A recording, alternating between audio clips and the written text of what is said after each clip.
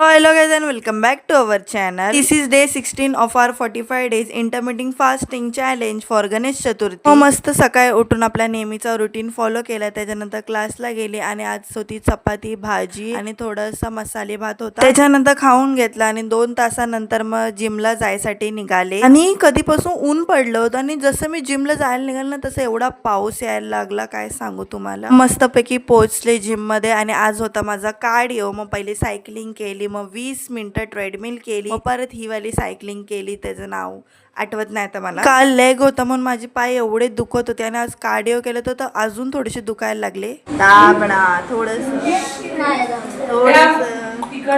श्रीला बोलले थोडासा पायदाब पायदाब, तर त्याने दाबलेच नाही. मग शेवटी गौरी झोपलेली उठून तिने माझे पाय दाबले ना आणि नंतर एवढा सुकून भेटला ना बाई काय सांगू तुम्हाला. मग त्याच्यानंतर घरी गेले आणि घरी जाऊन हे असं काहीतरी मी बनवलं ज्याच्यात खूप साऱ्या डाळी, चण्याची डाळ, ह्याची डाळ, त्याची डाळ, सोयाबीन वगैरे टाकून मस्त लागत होता. फक्त चण्याची डाळ शिजली नव्हती कारण की तिला शिजायला टाईम लागतं.